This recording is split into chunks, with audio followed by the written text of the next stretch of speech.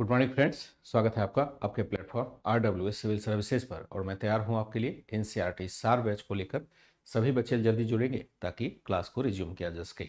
कल की शाम की क्लास थी, कल यानी 6 अगस्त को शाम की क्लास थी, लेकिन वह कई एक ही दिन होता है सप्ताह में। हो सकता है कि अगले सप्ताह से ना भी हो, सुबह की क्लास होगी।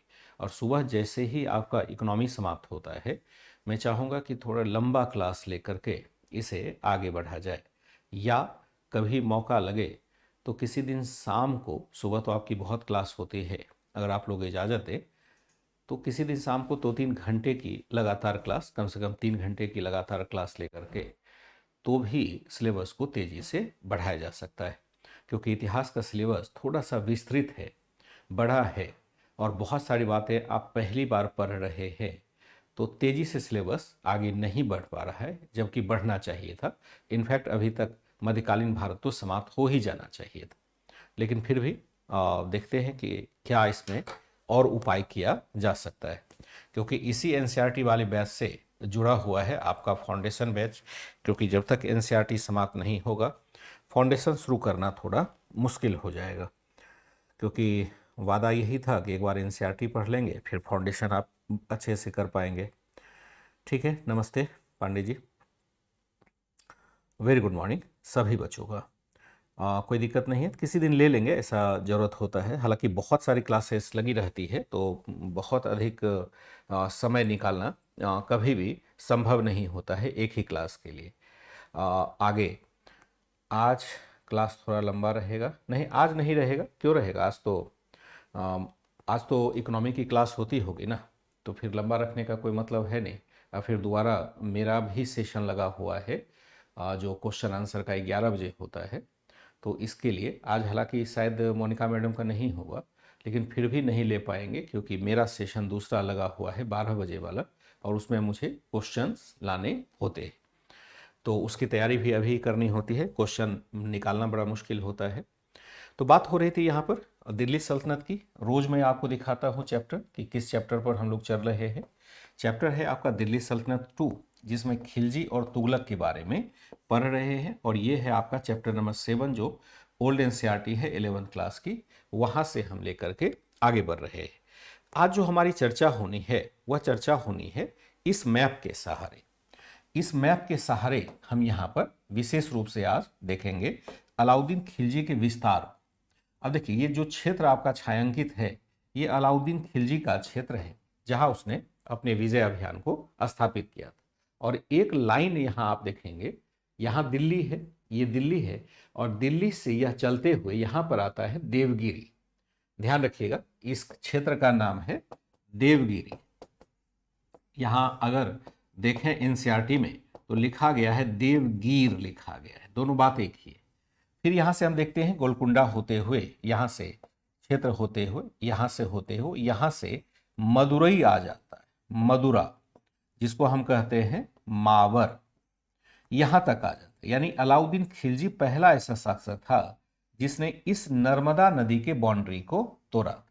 ये नर्मदा नदी है बीच में, यहां से नर्मदा नदी निकलती है। तो ये बाउंड्री जनरली क्या होता है, उत्तर भारत के शासक इसको तोड़ नहीं पाते, नर्मदा नदी की तरफ वो प्रसार नहीं कर पाते हैं, या नर्मदा नदी के दक्षिण में प्रसार नहीं कर पाते हैं। लेकिन सल्तनत काल में जैसे ही उत्तर भारत की विजय हमारी सुनिश्चित हो गई, शासक ने क्या किया, दक्षिण भारत में भी अपने प्रभाव को स्थापित करने की कोशिश की, जिसकी शुरुआत होती है देवगिरी से। देवगिरी पर पहले भी अलाउद्दीन खिलजी 1296 में भी हमला कर चुका था, लेकिन अब वह सिस्टमैटिक हमला करता है और पूरे दक्षिण भारत तक अपने प्रभाव को बढ़ाता है। लेकिन ध्यान रखिएगा कि यह प्रत्यक्ष शासन नहीं स्थापित करता है, बल्कि यहाँ पर शासकों को पराजित कर अपना मित्र बना लेता है। कई एक शासक रहे, चूंकि यह अभियान भी कई चरणों में चला, तो बहुत सारे शासकों को पराजित तो किया गया, लेकिन मित्र बना लिया। इसलिए मित्र बना लिया क्योंकि यहाँ से यहाँ तक शासन करना नामुमकिन जैसा था, क्योंकि हमारे संचार व्यवस्था में इतनी क्रांति उसमें नहीं आई थी कि यहाँ से डायरेक्ट शासन किया जा सके। इसलिए जहाँ तक शासन हो सकता था, वहीं तक शासन अलाउद्दीन खिलजी ने किया, बाकी सभी क्षेत्रों पर प्रभाव अपना स्थापित कर लिया। आज इसी की चर्चा अभी करने वाले हैं, जो टॉपिक कल रह गया था। जो हेडिंग कल हमने डाला था वह था दक्कन और दक्षिण की विजय। दक्कन और दक्षिण की विजय हेडिंग ले लेंगे। दक्कन तथा दक्षिण की विजय। दक्षिण की विजय क्यों होती है? उत्तर भारत के अभियान की पूर्णता के कारण अब दक्षिण की तरफ अलाउद्दीन खिलजी का ध्यान जाता है। उत्तर भारत की विजय मालवा पर अधिकार करते ही पूर्ण हो गई थी। अधिकार करते ही पूर्ण हो गई। इसके पश्चात हम क्या देखते हैं? पूर्ण हो गई। इसके पश्चात अलाउद्दीन खिलजी को अगर मैं यह लिख देता हूं, उत्तर भारत की विजय मालवा पर अधिकार करते ही पूर्ण हो गई, इसके पश्चात अलाउद्दीन खिलजी को मैं थोड़ा शॉर्ट फॉर्म में लिख देता हूं, क्योंकि बार बार अलाउद्दीन खिलजी लिखने में टाइम अधिक लगेगा। इसको मैं ALK कर देता हूं। जनरली यही होता है, मध्यकालीन भारत में पढ़ते हैं तो 2-3 शासक ऐसे हैं जिनके नाम बहुत बड़े बड़े हैं, चर्चे कई बार हो जाते हैं, जैसे अलाउद्दीन खिलजी। मोहम्मद बिन तुगलक अगर हर बार लिखेंगे तो बहुत टाइम लगेगा। फिर आप देखेंगे फिरोज शाह तुगलक भी लिखेंगे तो बड़ा टाइम लगता है। इन शासकों को हम थोड़ा संक्षेप में लिख लेते हैं और सबका एक संकेताक्षर बना देते हैं। जैसे अलाउद्दीन खिलजी लिखते हैं तो ALK लिख दिया। तो आशा करता हूं कि आप समझ जाएंगे कि ALK का मतलब क्या होता है। तो इसके पश्चात हम क्या देखते हैं? अलाउद्दीन खिलजी ने दक्कन तथा दक्षिण की विजय करने का प्रयास किया। दक्षिण की विजय करने का प्रयास किया। हालांकि यह कई चरणों में संपन्न हुआ।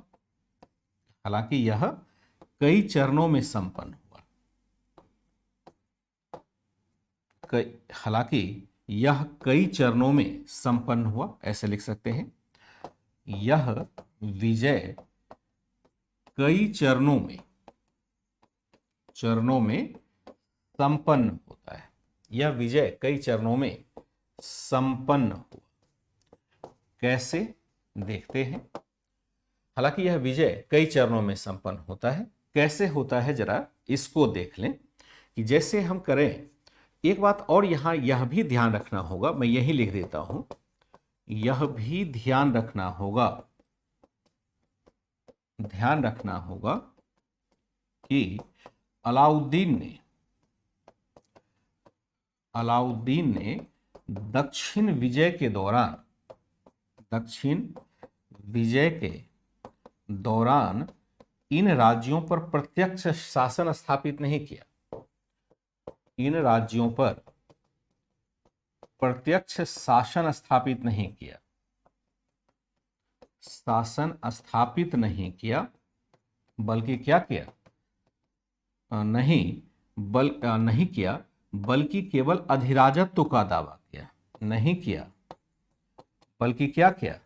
बल्कि केवल अधिराजत्व का दावा किया।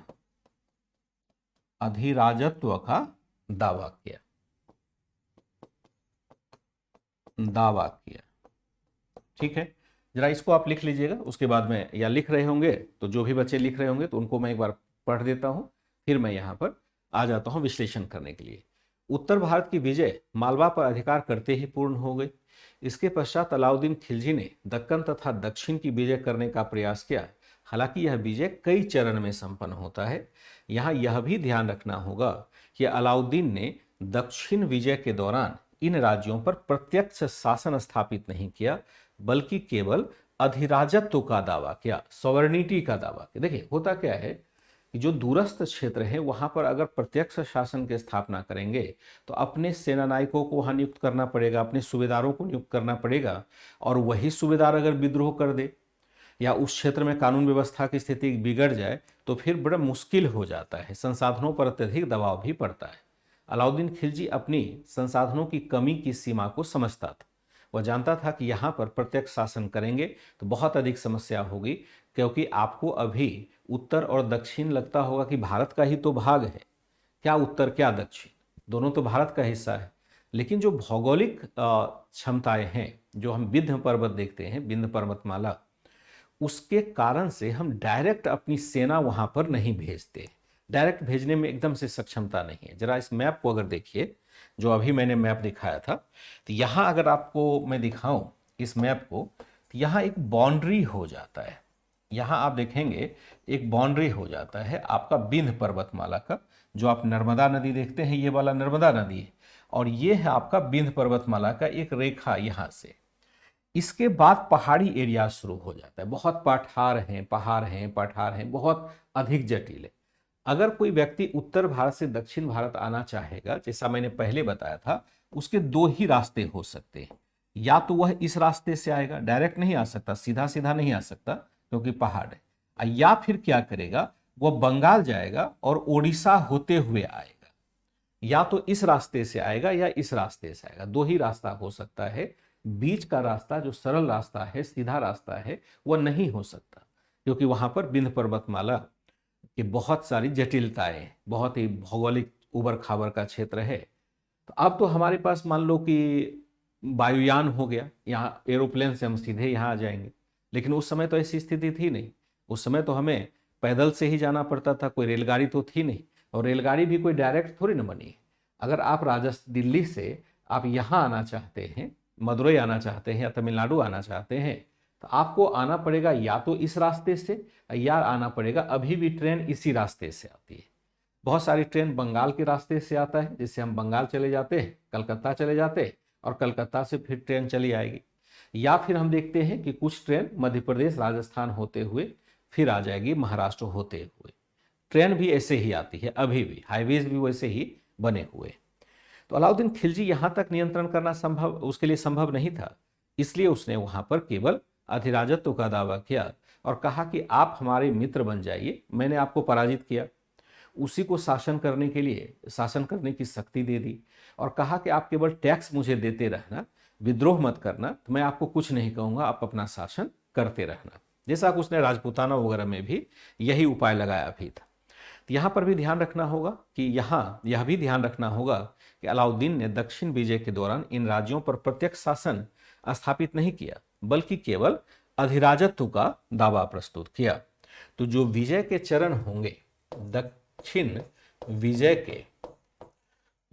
के जो चरण होंगे कैसे रहेंगे, तो कई प्रकार का। 3 चरण कम से कम देखते हैं, 3 चरण यहां पर हो जाएगा। पहला जो हो जाएगा वह हो जाएगा 1296 में। अलाउद्दीन के शासक अलाउद्दीन ने सुल्तान बनने से पहले ही देवगिरी पर हमला कर वहां हमला कर रामचंद्र देव को पराजित किया था तथा धन लूटा था। लेकिन इसके बाद वह वापस चला जाता है। दूसरा चरण जो प्रारंभ होता है वह होता है 1307 ईस्वी में। इस चरण में हम क्या देखते हैं, इस चरण में अलाउद्दीन खिलजी के सेनानायक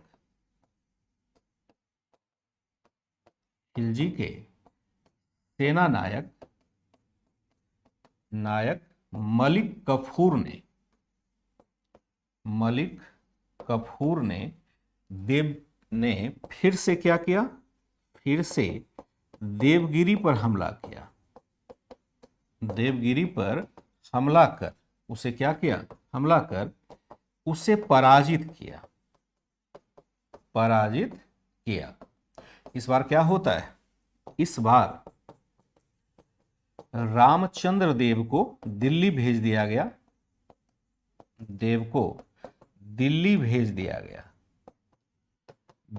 गया, जहां उसे काफी सम्मान दिया गया, जहां उसे काफी सम्मान मिला, काफी सम्मान मिला। लौटते वक्त फिर क्या देखते हैं, लौटते वक्त इन्हें इन्हें शासन करने का कि खिलत कहते, खिलत एक शब्द आता है, शासन पत्र इसको कहेंगे, शासन पत्र। ठीक है, फिर हम देखते हैं खिलत तथा 1 लाख टंका, 1 लाख टंका एवं गुजरात का नवसारी जिला भी दिया गया, एवं गुजरात का नवसारी जिला भी दिया गया, एक तरह से यहां जो मैं लिख रहा हूं इसका अर्थ क्या है जरा समझेंगे, एक बार पहले लिख लेंगे उसके बाद में बताता हूं। 1296 में देखते हैं अलाउद्दीन ने सुल्तान बनने के पहले ही देवगिरी पर हमला कर रामचंद्र देव को पराजित किया था और धन लूटा था। रामचंद्र देव यहाँ का शासन है। 1306-7 में हम देखते हैं कि इस चरण में अलाउद्दीन खिलजी के सेनानायक मलिक कफूर ने फिर से देवगिरी पर हमला कर उसे पराजित किया। इस बार हम क्या देखते हैं, इस बार रामचंद्र देव को दिल्ली पकड़ के भेज दिया गया, जहां उसे काफी सम्मान मिला। लौटते वक्त इन्हें शासन करने की खिलत तथा 1 लाख टंका और गुजरात का नवसारी जिला भी दिया गया। होता क्या है देखिए, हम देवगिरी जाते हैं, देवगिरी कहाँ है, देवगिरी हमने ऑलरेडी देखा हुआ है कि ये वाला पार्ट जो है देवगिरी है। अब हमने यहाँ हमला किया, अब हमला करने का मतलब यह है कि यहाँ का शासक तो पहले भी एक बार पराजित हुआ था 1296 में और कहा था कि हम आपको टैक्स देते रहेंगे, लेकिन अलाउद्दीन खिलजी चूंकि उत्तर भारत के विजय में व्यस्त हो गया था, तो देवगिरी वाले को भी लगा कि अब अरे ठीक है, हो गया, एक आध बार हार गए, हर बार थोड़े ना हारेंगे, तो उसने टैक्स भेजना बंद कर दिया। अलाउद्दीन खिलजी को फुर्सत नहीं थी कि उनको सबक सिखाया जा सके, और जब 1305 तक मालवा की विजय हो गई, तब अलाउद्दीन खिलजी को याद आया कि अच्छा बेटा आपने टैक्स नहीं दिया है। फिर उसने मलिक कफूर, एक ट्रांसजेंडर हुआ करता था मलिक कफूर, जिसको गुजरात के अभियान के दौरान पकड़ा गया था, और जल्दी ही वह खासम खास बन गया अलाउद्दीन खिलजी का। तो ट्रांसजेंडर को जो था उसको कहा कि तुम सेनानायक बन करके जाओ दक्षिण भारत में, और वह जाता है तो देवगिरी स्वाभाविक है, छोटा सा राज्य है, उस पर हमला करना आसान था, हमला किया भी, रामचंद्र देव पराजित भी हुआ। लेकिन इस बार समझौता थोड़ा विस्तृत करना था, तो अलाउद्दीन खिलजी के आदेश पर मलिक कफूर ने उसको पकड़ करके, या कहें उनको कहा कि आप दिल्ली जाइए, उनको अलाउद्दीन खिलजी के पास भेज दिया। अलाउद्दीन खिलजी ने दरबार में रामचंद्र देव का बहुत सम्मान किया, बहुत आदर से उसे बिठाया अपने पास। लगभग 5-6 महीने तक, जब तक वह दिल्ली में रहा, सारी सुख सुविधा उनको दी गई, और जब उन्होंने कहा कि अब मुझे जाने दे, तो जाने देने के बदले अलाउद्दीन खिलजी ने उसे खूब शाही वस्त्र पहनाए, जो अच्छे अच्छे कपड़े होते हैं वह दे दिया गया। फिर 1 लाख रुपया टंका, यानी जो चांदी का रुपया है, वह दिया गया कि आपको पुरस्कार के स्वरूप देते हैं। शासन करने का शासन पत्र, जिसको हम खिलत कहते हैं, वह भी दिया गया। फिर हम क्या देखते हैं, वह कहता है कि नवसारी जिला, जो नवसारी जिला आप गुजरात में अभी भी देखेंगे है, नवसारी जिले पर भी अधिकार दिया गया कि ये जिला आपका रहा, आप यहां से राजस्व प्राप्त कीजिए। तो रामचंद्र देव तो गदगद हो गए, इतना बढ़िया अगर आदर सत्कार किसी का हो जाए तो वह तो फिर वफादार बन जाएगा। और अलाउद्दीन खिलजी इनफैक्ट यही चाहता था कि रामचंद्र देव वफादार हमारा बन जाए। इसलिए वफादार बनने का फायदा था क्योंकि देवगिरी में फिर अपनी हम सेना रख पाएंगे, और सेना रख करके फिर दक्षिण भारत के अन्य राज्यों को जीत पाएंगे, जैसे हम लोग अभी करते हैं, भारत सरकार करती है या अन्य सरकार करती है। जैसे हम मान लो कि मालदीव से बेहतर संबंध बनाना चाहते हैं, क्यों? क्योंकि मालदीव में अपनी सेना रख सके ताकि दूसरे देशों पर कंट्रोल करना आसान हो जाए। इसी प्रकार से हर समय शासक अपने प्रभाव क्षेत्र का विस्तार करना चाहते थे।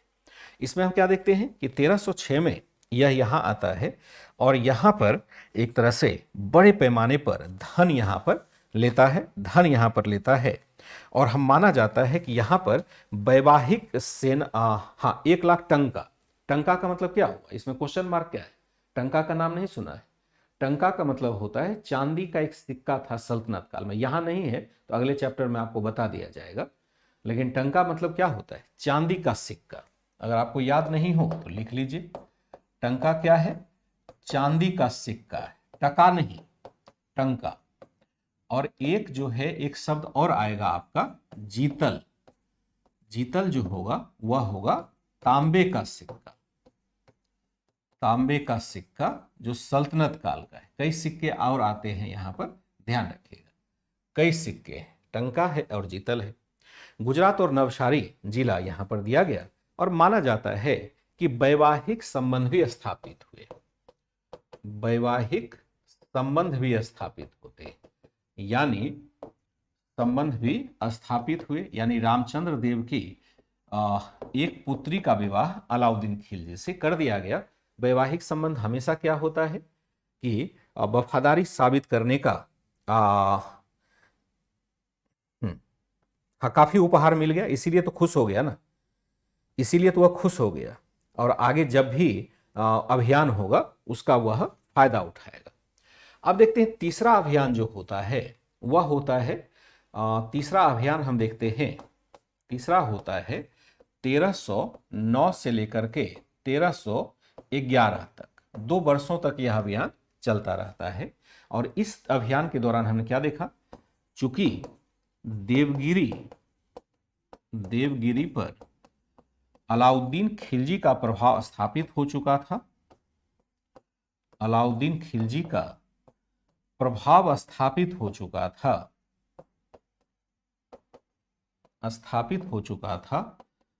तो अब क्या करेगा था, तो उसको आधार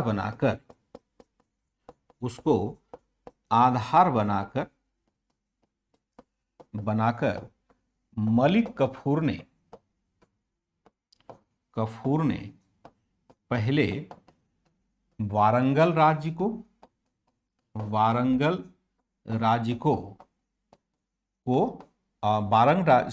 पराजित किया, वारंगल राज्य को पराजित किया। इसके पश्चात उसकी सेना कहां चली गई? इसके पश्चात उसकी सेना मावर तक आक्रमण करने में, मावर का मतलब होता है मदुरा, इसको हम मदुरई कहते हैं। मावर ये क्या है? पांड्यों की राजधानी। पांड्य मतलब क्या है? पांड्य शासक हो गए। मावर तक आक्रमण करने में सफलता पाई।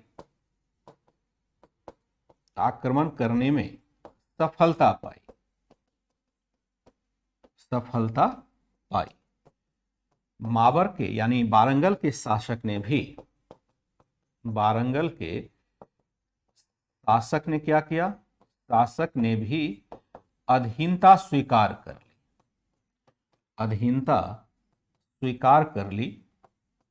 कर ली तथा उसे भी अलाउद्दीन खिलजी ने सम्मानित किया, खूब सम्मानित किया। अलाउद्दीन खिलजी ने सम्मानित किया। ठीक है, तो हमने क्या देखा कि यहां पर अभी कोई प्रत्यक्ष शासन स्थापित नहीं किया जा रहा है। कई चरण में हमने जितने भी राज्य थे उस समय, जो दक्षिण के प्रमुख राज्य थे उस समय 3-4 राज्य बड़े प्रमुख थे। जरा देखते हैं कौन कौन से राज्य थे। ऐसे तो हमने देख लिया, एक देवगिरी का राज था, एक वारंगल का राज्य हमने देखा, फिर हमने देखा एक मदुरा का पांड्य राज्य देखा, एक राज्य और है काम्पिली राज, जो वारंगल से ही टूट करके बना हुआ था, हिंदू राज्य था।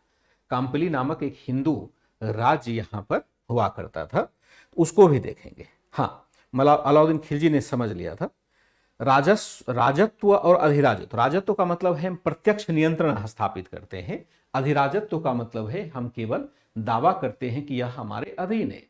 ये सब हमने जैसे आप देखेंगे समुद्रगुप्त को, प्राचीन भारत में गुप्त काल वंश का शासक था, वह भी दक्षिण भारत का अभियान करता है तो केवल अधिराजत्व का दावा करता है। अधिराजत्व का मतलब है हमारे अधीन का राजत्व, यानी हमने उस पर अपनी अधीनता लाद दी, पूरी तरह से शासन हम नहीं चला रहे हैं, वही चला रहे हैं। जैसे हम किसी शासक को पराजित करते हैं और फिर उसको ही दे देते हैं कि आप शासन करो लेकिन मेरे अंडर करना होगा, उसको हम कहते हैं अधिराजत्व का सिद्धांत। यहां पर देखते हैं इस काल में जो राज्य था, दक्षिण भारत के राज्य थे, वो कितने थे। इस काल में दक्षिण दक्कन तथा दक्षिण के राज्य देखें, राज्य ऊपर से नीचे यानी उत्तर से दक्षिण अगर देखें तो आपको ये सब राज्य नजर आएगा। उत्तर से दक्षिण कौन कौन से राज्य हो जाएंगे, जैसे हम देखते हैं पहला राज्य तो था देवगिरी का राज्य था, देवगिरी। दूसरा था, हम देखते हैं वारंगल का राज्य था, जो गोलकुंडा वगैरह देखते हैं। तीसरा हम देखेंगे काम्पिली राज्य था। चौथा हम देखेंगे यहां पर पांड्य राज्य। ठीक है, काम्पिली, या हम कह सकते हैं यहां पर काकातीय वंश भी था, काकातीय काम्पिली वंश था। काकातीय वंश के ही पतन पर हम देखते हैं काम्पिली राज्य होता है। तो ये 3-4 राज्य वहां थे। जैसे एक दिन किसी बच्चे ने सवाल पूछा था कि जिस प्रकार से उत्तर भारत में बहुत बड़े बड़े राज्य थे, क्या दक्षिण भारत में भी राज्य थे? तो बिल्कुल राज्य थे, ये सारे राज्य थे। इसके अलावा भी छोटे छोटे राज्य थे जिसकी की चर्चा हम नहीं करते बहुत। मुख्यतः यही चारों राज्य है। और जब इसका विघटन हो जाएगा, जब ये संपूर्ण का विघटन हो जाएगा, खास करके यहां देखेंगे इसी के स्थान पर हम क्या देखते हैं, स्थान पर आगे विजयनगर साम्राज्य स्थापित हुआ। विजयनगर साम्राज्य स्थापित हो जाता है, साम्राज्य स्थापित हुआ, जिसको विजयनगर देखते हैं यहां स्थापित होता है। यहां अगर देखेंगे इस क्षेत्र में, यहां पर देखेंगे इसके स्थान पर आगे बहमनी राज्य स्थापित हुआ। बहमनी राज्य स्थापित हुआ, लेकिन हम लोग ये आगे पढ़ेंगे, स्थापित होता है। विजयनगर वगैरह को हम अलग चैप्टर में पढ़ेंगे, एक बार मैंने केवल लिख दिया है। और पांड्य राज तो अलग से चलता ही रहा, इसमें बहुत अधिक दिक्कत हमें नहीं होती है। ठीक है, इस तरह से हम क्या देखते हैं कि इस तरह से यहां पर काफी अधिक विस्तार हम यहां करने के समय होता है। हराकर समिति, हाँ, हराकर एक तरह से सम्मानित किया जाना एक अच्छा ट्रिक है, और ये सही ट्रिक अभी भी काम कर रहा है। ये कूटनीति का एक बहुत बड़ा शानदार उदाहरण है। ठीक है, आगे हम क्या देखते हैं कि आगे अलाउद्दीन खिलजी के वंशज, आगे खिलजी वंश के शासक मुबारक खिलजी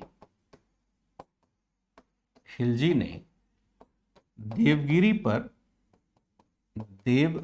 पर प्रत्यक्ष शासन की स्थापना की। देवगिरी पर प्रत्यक्ष शासन की स्थापना की।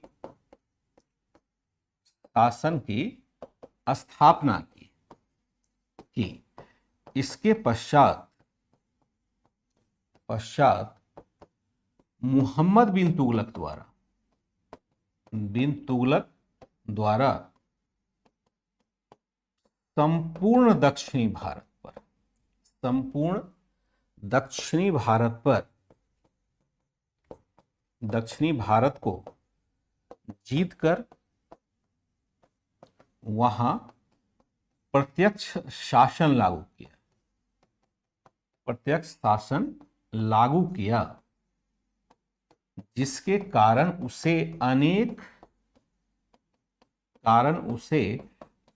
कठिनाइयों का सामना करना पड़ा। उसे अनेक प्रशासनिक कठिनाइयों का सामना करना पड़ा। प्रशासनिक कठिनाइयों का सामना करना पड़ा।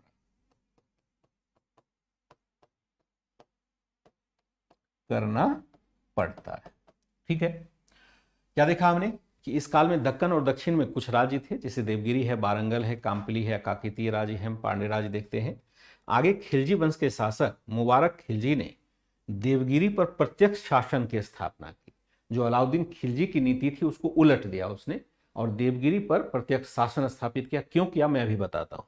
और इसके पश्चात मोहम्मद बिन तुगलक द्वारा संपूर्ण दक्षिण भारत को जीतकर वहां पर प्रत्यक्ष शासन लागू कर दिया गया। दक्षिण भारत को जीतकर वहां प्रत्यक्ष शासन लागू किया गया, जिसके कारण उसे अनेक प्रशासनिक कठिनाइयों का सामना भी करना पड़ा। हुआ क्या कि हम देखते हैं रामचंद्र देव है, यहां पूरी कहानी दी नहीं गई है, एनसीईआरटी में इतना ही दिया गया है। तो रामचंद्र देव है, तो रामचंद्र देव के बाद उसका पुत्र बनता है सिंघन देव। पुत्र सिंघन देव है तो जानते हैं कि पिता की बहुत सारी बातें पुत्र को अच्छी नहीं लगती है। सिंघन देव को यह बिल्कुल अच्छा नहीं लगता था कि रामचंद्र देव अलाउद्दीन खिलजी का मित्र बना रहे। युवा जोश उसने कहा कि पिताजी ऐसा कैसे, मतलब आप क्यों जाकर के उसके शरण में है या उसका कहना मानते हैं। तो जब तक रामचंद्र देव जीवित रहे तब तक तो उसने मित्रता निभाई, और रामचंद्र देव का देहांत जैसे ही होता है उसके पुत्र सिंघन देव ने विद्रोह कर दिया, कहा कि मैं आपकी सत्ता को नहीं मानता। तो नहीं मानता तब तक अलाउद्दीन खिलजी भी मर गया था, यानी उसका भी देहांत हो गया। अब उसका बेटा बैठता है, कमजोर बेटा था, वैसे बहुत मजबूत शासक नहीं था कुतुबुद्दीन मुबारक शाह खिलजी, लेकिन इतना शक्तिशाली था वह कि उसने देवगिरी पर, जैसे देवगिरी ने, पहला देवगिरी ही था जिसने विद्रोह किया, उस पर उसने तुरंत हमला किया और जितने भी थे क्षेत्र सब पर प्रभावी नियंत्रण स्थापित किया और अपना राज्य बना लिया, यानी दिल्ली सल्तनत का पार्ट बन जाता है। वहां पर अप्रत्यक्ष नहीं, वहां अधिराजत्व का दावा नहीं, अब पूर्ण राजत्व का दावा किया गया। तो इसका मतलब है कि देवगिरी अब दिल्ली सल्तनत का अंग बन गया। आगे हम देखते हैं तुगलक वंश स्थापित होता है, जो हमने ऑलरेडी पढ़ा हुआ है। तो जो गयासुद्दीन तुगलक था उसके शासन काल में हम देखते हैं कि मोहम्मद बिन तुगलक बेटा था उसका, बड़ा जौना खां उसका नाम हुआ करता था। तो मोहम्मद बिन तुगलक जब सुल्तान नहीं बना था तो गयासुद्दीन तुगलक ने उसे दक्षिण भारत भेज दिया, जाओ थोड़ा दक्षिण भारत देख करके आओ, वहां पर क्या दिक्कत है। तो उसने एक तरह से जाकर के देवगिरी में ही अपना ठिकाना बना लिया। और फिर हालांकि जल्दी ही गयासुद्दीन तुगलक की मृत्यु हो जाती है तो मोहम्मद बिन तुगलक वापस जाता है। लेकिन जैसे ही शासक बनता है उसने फिर से अभियान शुरू किया, क्योंकि दक्षिण भारत उसका देखा सुना रास्ता था और दक्षिण भारत में उसने एक बात नोटिस कर लिया था कि यहाँ पर आर्थिक समृद्धि बहुत अधिक है। आर्थिक समृद्धि कहाँ से आ रही है? जो तटीयवर्तीय व्यापार है, जो सामुद्रिक व्यापार है, उससे दक्षिण भारत को बहुत फायदा हो रहा है और उत्तर भारत में वो फायदा नहीं पहुंच पा रहा है। तो मोहम्मद बिन तुगलक ने कहा कि दक्षिण भारत को ही जीत लेते हैं और उसने एक एक करके, देवगिरी तो पहले ही जीता हुआ था, उसके बाद बारंगल है या काम्पिली राज है, सबको उसने पराजित करके सुदूर क्षेत्र तक अपने प्रत्यक्ष शासन की स्थापना कर दी अपने सहयोगियों के साथ।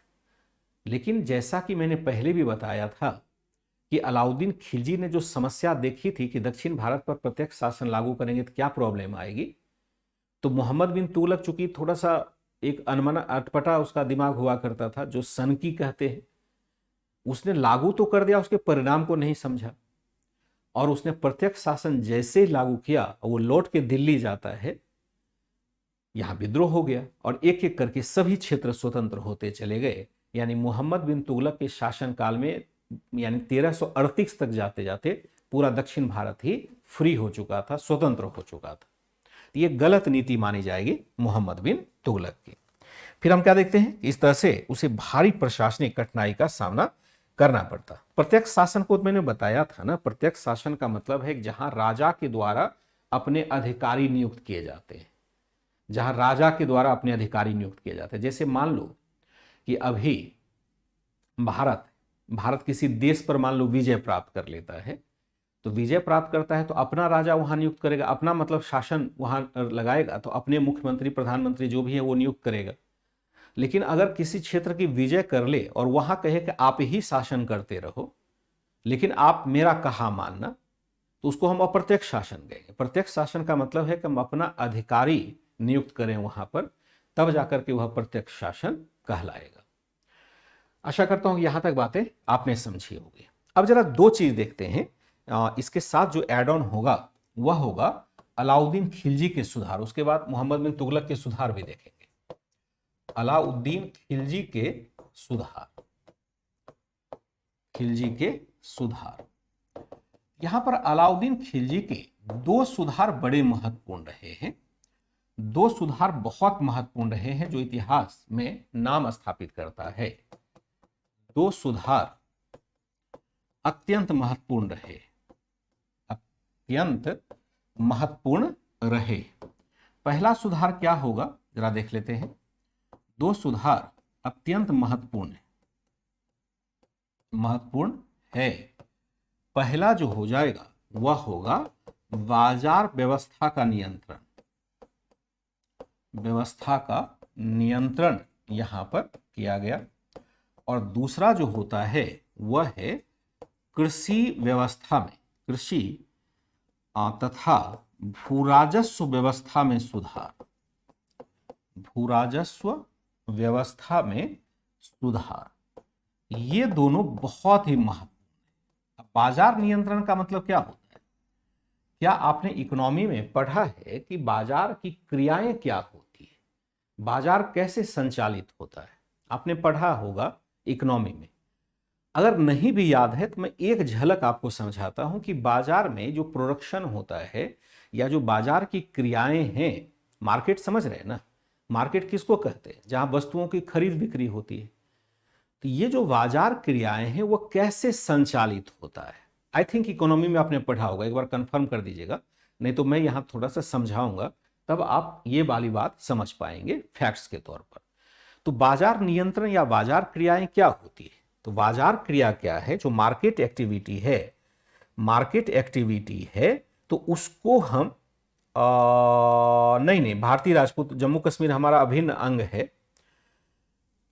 नॉर्थ के अटैक करके, जैसा कि प्राचीन काल, नहीं, संभव ही नहीं था उस समय, उसके पास, शासक के पास इतनी शक्ति नहीं थी कि वह नॉर्थ पर अटैक कर सके। बहुत छोटे छोटे राज्य थे, तो नॉर्थ पर अटैक करना तो नामुमकिन था, वो तो बात ही भूल जाइए। तो बाजार क्रिया क्या है इसके बारे में पूछ रहा था कि अगर आपको पहले से क्लियर है तो मैं मान के चलता हूं कि उसको पढ़ाने की आवश्यकता नहीं होगी। लेकिन यहां पर हम देख सकते हैं निजाम,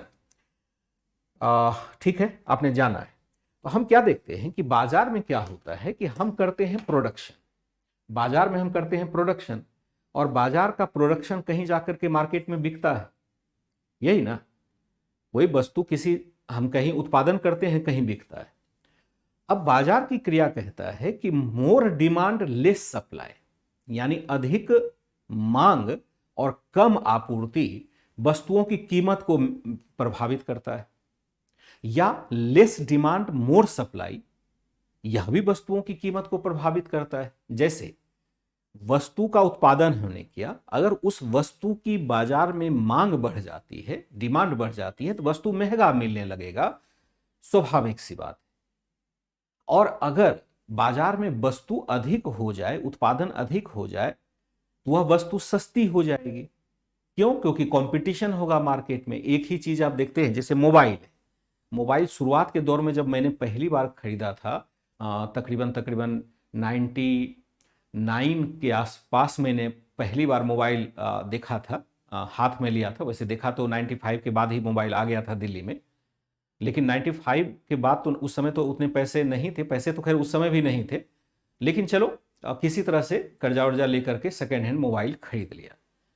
उस समय जो मोबाइल की कीमत हुआ करती थी वो 35 से 40 हजार के आसपास हुआ करती थी, और कॉल रेट जो हुआ करता था लगभग 28 रुपये इनकमिंग, 28 रुपये आउटगोइंग होता था। तो उस समय हम लोग क्या करते थे कि कॉल सुनते नहीं थे, केवल मिस्ड कॉल मारते थे।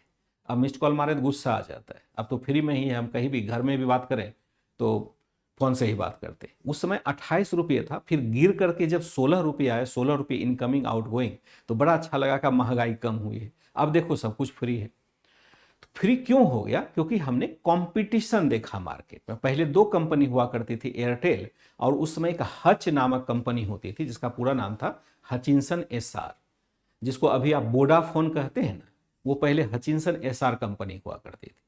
तो कंपटीशन बढ़ते ही हम क्या देखते हैं? मूल्य हमारा गिर जाता है। तो वही स्थिति यहां पर है कि जैसे ही बाजार में उतार चढ़ाव होता था, वस्तुओं की कीमत बढ़ने लगती थी या घटने लगती थी। अलाउद्दीन खिलजी ने कहा कि नहीं, इस बाजार को हम कंट्रोल कर देंगे। कंट्रोल का मतलब क्या है? प्राइस हम कंट्रोल कर देंगे, एक निश्चित प्राइस में ही बाजार हमारा बनेगा। ठीक है, एक निश्चित प्राइस में ही हमारा बाजार बनेगा। तो एक जरा इसको देखते हैं बाजार नियंत्रण व्यवस्था को, ये क्या कहता है जरा देख लेते हैं। पहला जो हमने देखा वह था बाजार नियंत्रण व्यवस्था।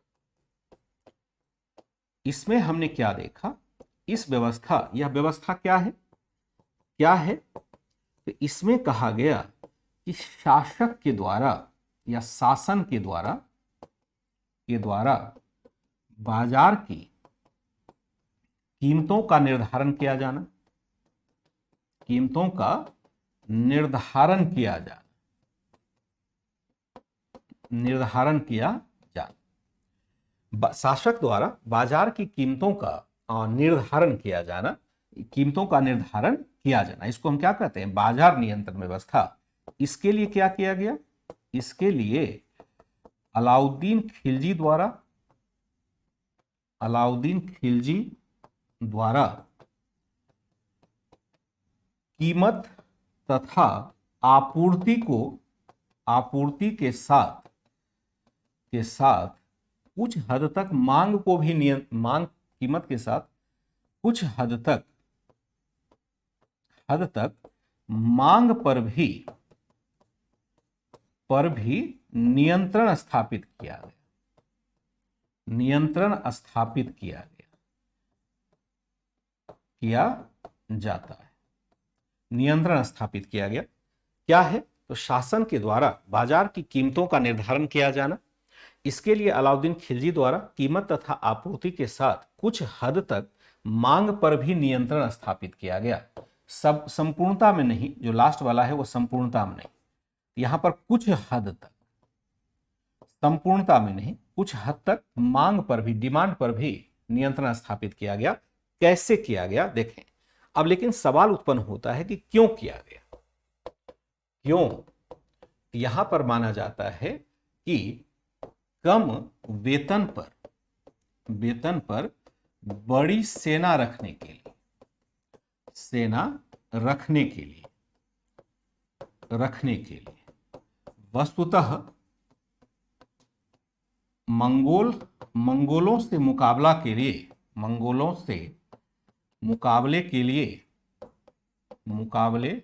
लिए बड़ी सेना की जरूरत थी, मुकाबले के लिए बड़ी सेना की जरूरत थी,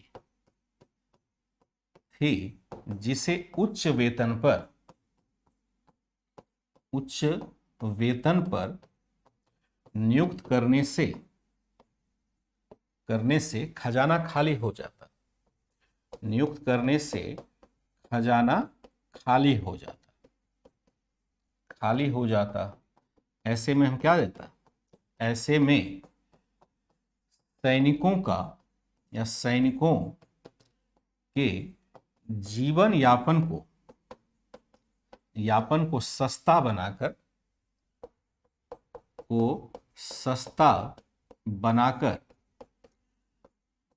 कम वेतन में ही बड़ी सेना रखने का प्रयास किया गया, बड़ी सेना रखने का प्रयास किया गया। मूल उद्देश्य यही है। क्यों किया गया, हालांकि यहां लिख सकते हैं, हालांकि जियाउद्दीन वर्नी जैसा लेखक क्या कहता है, वर्नी जैसा लेखक कहता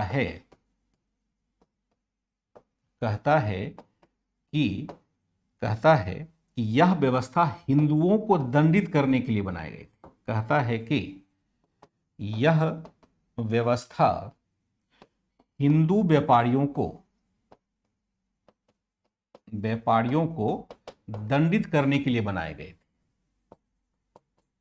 को दंडित करने के लिए बनाई गई थी, करने के लिए बनाई गई थी। हालांकि यह तर्क क्या है, गई थी।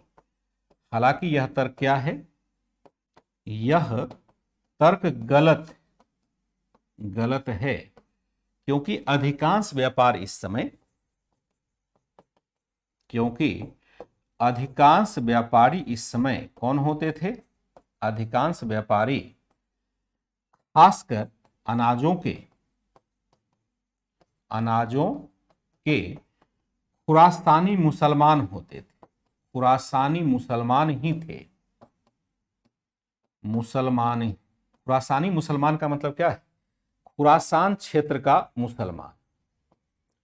खुरासान क्षेत्र का मुसलमान ही होता था। हालांकि जियाउद्दीन बर्नी जैसा लेखक, या यहां दो बार हालांकि लग गया है ना, तो एक बार यहां हालांकि हटा सकते हैं, वैसे लिख सकते हैं।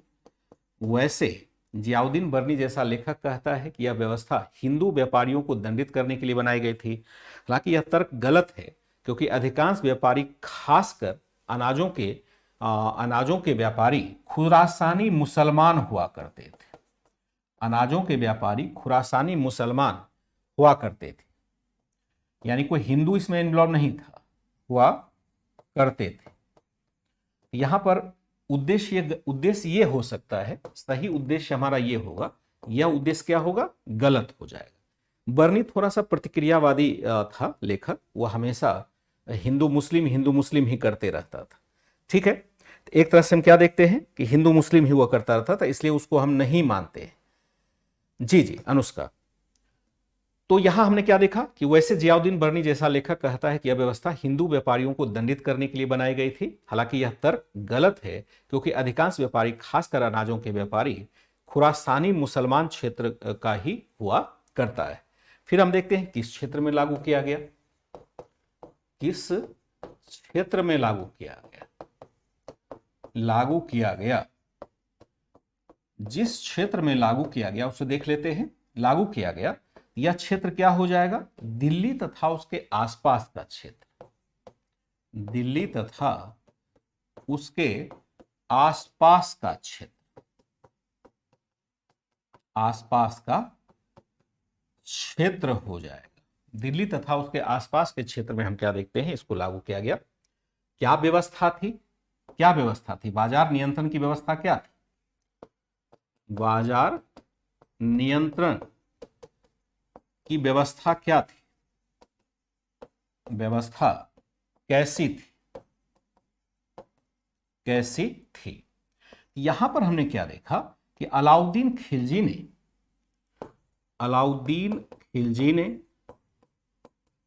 ने सभी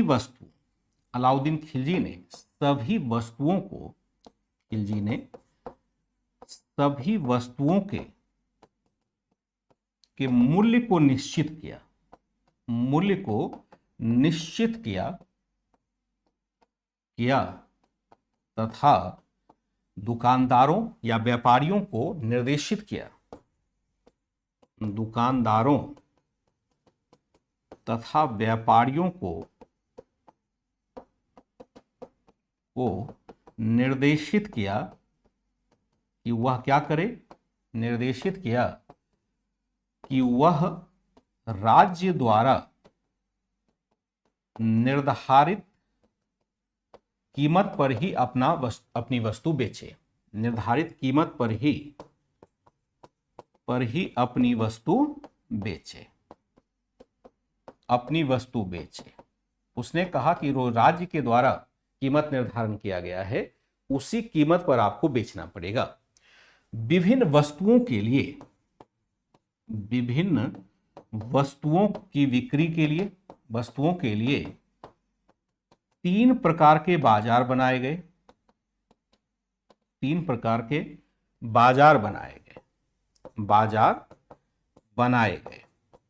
कैसे बनाए गए? 3 प्रकार के बनाए गए। पहला जो है वह है अनाजों का बाजार, जिसको कहा गया यहां पर मंडी। अभी भी हम लोग इसी शब्द का यूज करते हैं। दूसरा कहा गया वस्त्रों का बाजार, वस्त्रों तथा सूखे फलों का बाजार, इसको कहा गया आपका सराय ए अदल। यहां एनसीईआरटी में नहीं लिखा है, लेकिन मैं लिख देता हूं। क्या लिखा गया? इसको कहा गया सराय ए अदल कहा गया। अनाजों के बाजार को हमने कहा मंडी है, वस्त्रों तथा सूखे फलों का बाजार है, सराय ए अदल है, यहां पर केवल वस्त्र ही बिकते थे, यहां केवल अनाज बिकता था। कैसी व्यवस्था थी? अलाउद्दीन खिलजी ने सभी वस्तुओं के मूल्य को निश्चित किया, दुकानदारों तथा व्यापारियों को निर्देशित किया वह राज्य द्वारा निर्धारित कीमत पर ही अपनी वस्तु बेचे। विभिन्न वस्तुओं के लिए 3 प्रकार के बाजार बनाए गए। अनाजों का व्यापार बाजार मंडी है, वस्त्रों तथा सूखे फलों का बाजार सराय ए अदल है, और तीसरा जो बाजार था वह था मवेशियों, घोड़ों तथा दासों का बाजार। सबके लिए क्या किया गया? सभी बाजार के लिए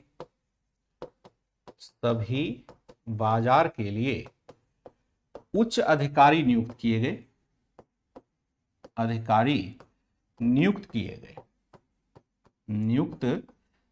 गए, जो क्या करता था?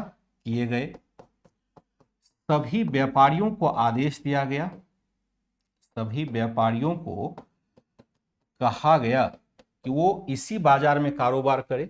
व्यापारियों को कहा गया कि वे इसी बाजार में अपना सामान बेचे।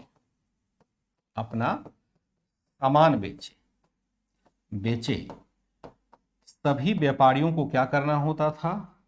सभी व्यापारियों को बाजार अधिकारी के पास रजिस्ट्रेशन कराना होता था।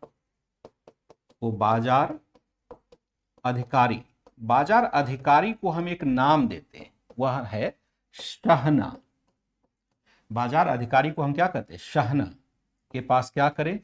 पास रजिस्ट्रेशन कराए। ठीक है। नियंत्रण का तरीका क्या था? नियंत्रण का तरीका कैसे पता चलेगा? जरा इसको देख लेते हैं। शहना क्या करते थे? शहना मतलब है बाजार अधिकारी क्या करता था? समय समय पर निरीक्षण करता था। अलाउद्दीन स्वयं गुप्तचरों की सहायता से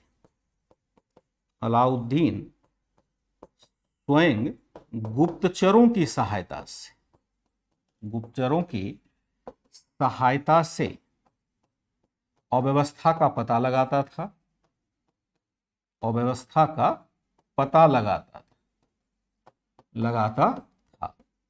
गुप्तचर 2 प्रकार के थे, 2 प्रकार के गुप्तचर थे। गुप्तचर क्या होंगे? स्पाई। गुप्तचर को क्या कहते हैं? स्पाई कहते हैं। 2 प्रकार के थे। एक था आपका वरीद नाम का। वरीद इसका मतलब था राजकीय गुप्तचर, जो राजा मतलब शासन का है। दूसरा था, एक गुप्तचर था मुनहियान, सुल्तान का व्यक्तिगत गुप्तचर।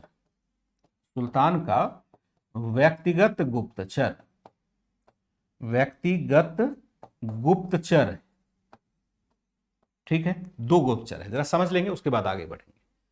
तीसरा बाजार जो मवेशी है, घोड़े और दासों का बाजार है। देखिए 3 प्रकार के बाजार की स्थापना करता है। अलाउद्दीन खिलजी ने सभी वस्तुओं के मूल्य को निश्चित किया, दुकानदारों तथा व्यापारियों को निर्देशित किया वह राज्य द्वारा निर्धारित कीमत पर ही अपनी वस्तु बेचे।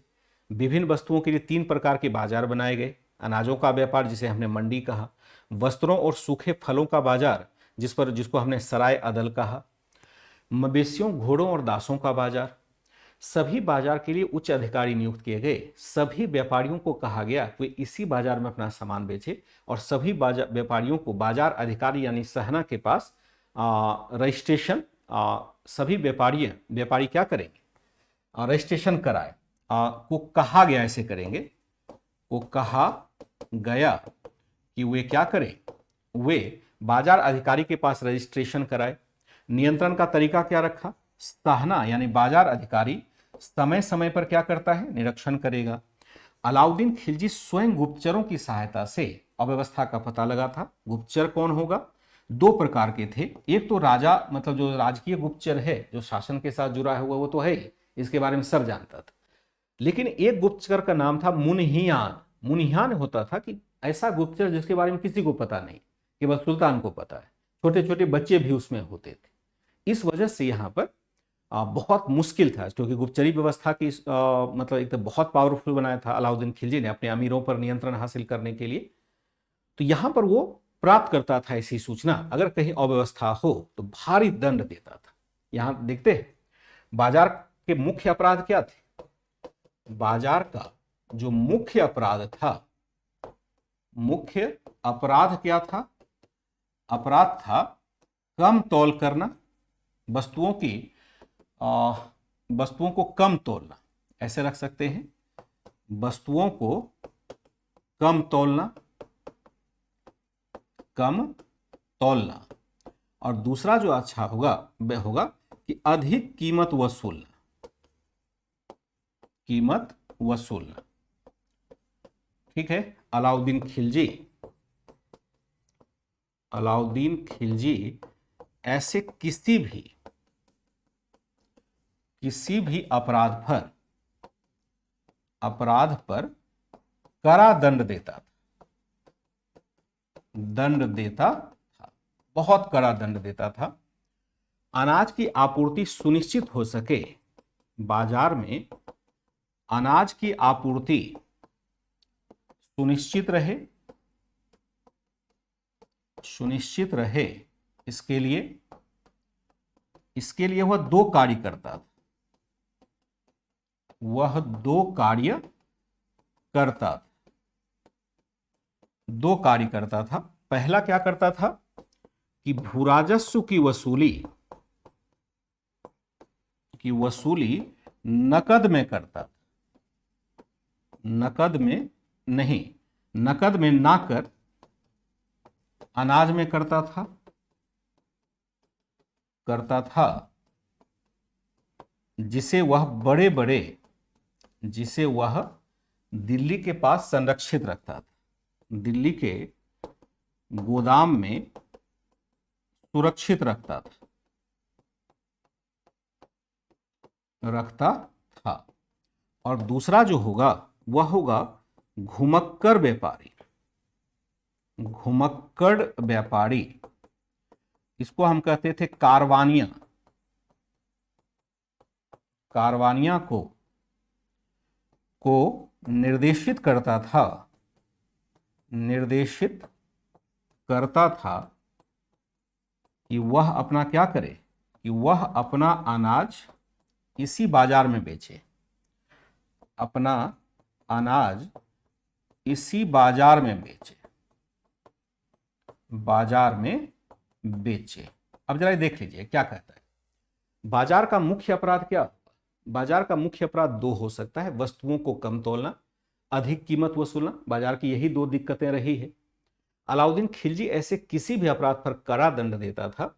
बाजार में अनाज की आपूर्ति सुनिश्चित रहे, इसके लिए वो दो कार्य करता था कि भूराजस्व की वसूली नकद में ना कर अनाजों में करता था, जिससे दिल्ली के गोदाम भरे रहे।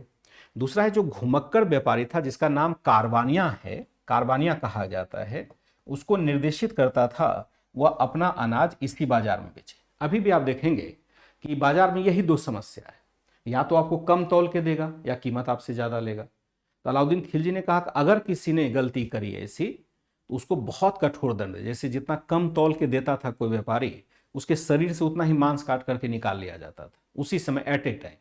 जैसे 100 ग्राम में आपने 1 किलो में 100 ग्राम आपने कम तोल दिया। और कम कैसे तोलेगा? तो अलाउद्दीन खिलजी होशियार, वो किसी छोटे बच्चे को दुकान पर भेज देता था, गरीब आदमी को दुकान पर भेज दिया, तो उसको गरीब या बच्चा जान करके जो व्यापारी है उसने सोचा कि इसको लूट लेते हैं थोड़ा, लेकिन वो तो होता था सुल्तान का गुप्तचर, जिसको मुनहियान कहते हैं। तो फिर अलाउद्दीन खिलजी को जैसे पता चला कि इसने 100 ग्राम कम तौल के दिया है, उतना ही शरीर से मांस काट करके निकाल लेता था। 2-4 लोगों को काटा होगा, उसी में तो बाजार ठीक हो गया। कठोर अनुशासन बाजार में बड़ा जरूरी है। दूसरा है कि अनाज ना घटे, इसलिए वह भूराजस्व की वसूली नकद में नहीं करके अनाज में ही करने लगा, ताकि अनाज हमारे पास एकत्रित हो, हमेशा मार्केट में क्रॉप सरप्लस में रहे। दूसरा है कि कुछ व्यापारी घुमक्कर होते हैं, अभी भी गांव में आप देखेंगे घूम घूम करके वो अनाज बेचते हैं, पहले भी ऐसा होता था, उसको कारवानिया कहा जाता था।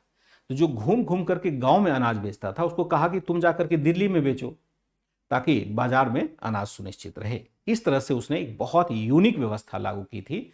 ऐसी व्यवस्था पूरे मध्यकालीन भारत में कहीं लागू नहीं होती है। लास्ट लिखेंगे अलाउद्दीन खिलजी की यह व्यवस्था संपूर्ण मध्यकाल में विशिष्ट थी। मध्यकाल में विशिष्ट थी, ऐसा कहीं नहीं लागू हुआ था, कभी नहीं लागू, विशिष्ट थी। हालांकि उसके उत्तराधिकारियों ने इसे जारी नहीं रखा, हालांकि उसके उत्तराधिकारियों ने इसे जारी नहीं रखा, उत्तराधिकारियों ने इसे जारी नहीं रखा, इसे नहीं अपनाया, इसे नहीं अपनाया। ये था इसके सुधार। आशा करता हूं कि आप समझ पाए होंगे। यहां से कुछ क्वेश्चन भी बन सकते हैं, आज मुझे फुर्सत मिलती है मैं कुछ प्रश्न भी आपको चेक करके दे दूंगा। दूसरी क्लास शुरू हो रही है, हो चुकी होगी, मुझे मजबूरी क्लास बंद करना पड़ेगा। अगर मैं जिस दिन से 2 घंटे की क्लास लेने लगूंगा ना, सिलेबस बहुत तेजी से आगे बढ़ जाएगा, क्योंकि फिर बहुत अधिक सिलेबस है नहीं। केवल 1-1 घंटा हिस्ट्री में संभव नहीं है, क्योंकि जब भी ऑफलाइन में पढ़ाते हैं तो ऑफलाइन की क्लास 3 से 4 घंटे की होती है। ऑनलाइन वाले में 1 घंटे ही रखते हैं, 1 से 1.5 घंटे में ही बच्चे थोड़े से थक से जाते हैं। लेकिन बस थोड़ा सा कॉपरेट करिएगा कि 2 घंटे की क्लास मुझे लेना है, 2 घंटे लूंगा तभी आपका सिलेबस समय से समाप्त हो पाएगा।